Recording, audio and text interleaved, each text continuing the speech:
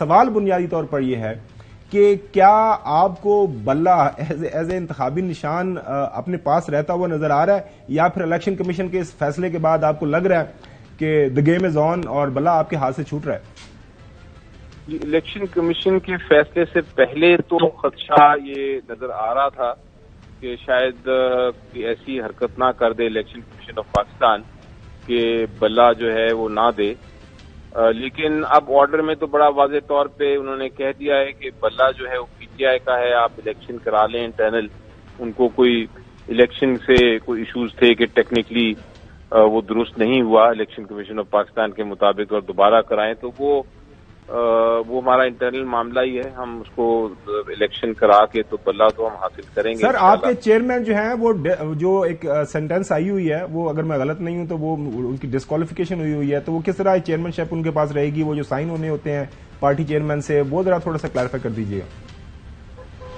سر دیکھیں، وہ تو بڑا ایک ایشو نان ایشو ہے، کیونکہ چیئرمین صاحب آبویسلی جب تک چیئرمین ہیں پارٹی کے وہ چیئرمین ہی رہیں گے، چاہے ان کو آپ عہدے میں چیئرمین دیں یا نہ دیں. اور اگر کوئی ٹیمپرری ہمیں کوئی کرنا بھی پڑا اس کا حل تو ہم ٹیمپرری حل کر لیں گے.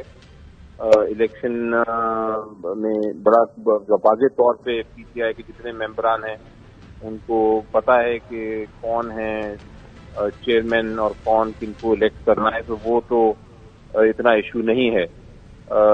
مین پرابلم یہ ہوا ہے ہمارے ساتھ جو جس کا میں ذکر کرنا چاہوں گا، وہ یہ ہے کہ الیکشن کمیشن آف پاکستان جنہوں نے ایک عجیب یو ٹرنز دیے ہیں، ان کے خلاف ہم نے کیا کرنا ہے کاروائی، یہ ایک سوال پیدا ہوتا ہے. کیونکہ الیکشن کمیشن آف پاکستان نے پہلے ایک اناؤنسمنٹ کی جس میں انہوں نے کہا کہ الیکشن ٹھیک ہیں، پھر افواہیں آئیں، بہت ساری افواہ آئی، وہ ایک باتیں ہو رہی، کشنید ہو رہی تھی کہ شاید الیکشن کمیشن آف پاکستان بلہ دے ہی نہ. تو بہرحال انہوں نے ایک درمیانی راستہ آپ کہہ لیں اختیار کیا اور انہوں نے کہا کہ بلہ تو پی ٹی آئی کا ہے لیکن الیکشن ہم نہیں مانتے، الیکشن دوبارہ کرا لیں. اس کا انہیں شاید ان کے خیال سے یہ اس لیے انہوں نے کیا ہے کہ ہمیں شاید کوئی پی ٹی آئی کو اس کا نقصان ہوگا اور کنفیوژن ہوگی، لیکن وہ کنفیوژن نہیں، ہم اس کے لیے تیار تھے. ہمیں اس ایونچویلٹی کے لیے ہم تیار تھے بالکل، اور ہم اب ایک اپیل بھی فائل کریں گے اس کے خلاف، لیکن اس کے ساتھ ساتھ ہم یہ نہیں چاہیں گے کہ کوئی مسائل پیدا ہوں تو ہم الیکشن بھی کرا لیں گے. تو اس لیے کوئی میرا خیال ہے اس میں ہم بالکل ٹھیک ہو گیا. یہ آپ کی طرف سے کلیریفیکیشن آ گئی. چودھری غلام حسین صاحب آپ سے سوال کرنا چاہ رہے ہیں. جی چودھری صاحب. جی علی ظفر صاحب، یہ آپ اس وقت جو ملک کا نقشہ دیکھ رہے ہیں الیکشن کے حوالے سے، یعنی یہ جو باقی پارٹیوں کے نمائندگان ہیں اور ان کے آگے جو ماؤتھ پیس ہے وہ رات ہو دن ہو ایک ہی رٹ لگاتے ہیں، وہ جو پی ٹی آئی کو تو چھوڑو، وہ تو آؤٹ ہے، اس نے وہ کر دیا، اس نے یہ کر دیا، اور عوام جو ہے ان کے نزدیک یہ سارے آؤٹ ہے.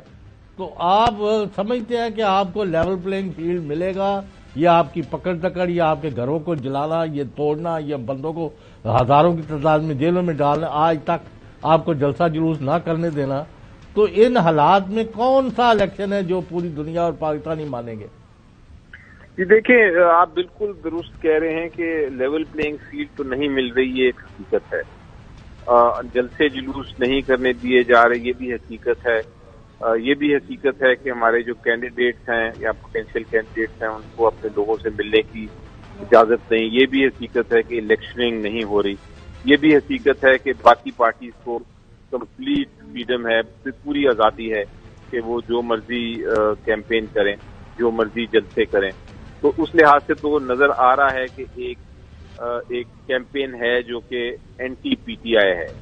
لیکن جو پلس پوائنٹ ہے ساری بات کا، ہم اس کا تو مقابلہ قانونی طور پہ، آئینی طور پہ کر رہے ہیں. ہم نے مطالبات الیکشن کمیشن کو بھی دیے ہیں، لیکن جو سارے معاملے کا جو پلس پوائنٹ ہے، ہر چیز کا ایک پازیٹیو سائڈ ہوتی ہے کہ اس مصیبت کے باوجود آپ دیکھیں کہ لوگوں کی جو ووٹنگ کی جو رائے ہے یا جس طرف ان کا رجحان ہے، وہ بڑا واضح طور پہ ابھی تک اسی طرح چلے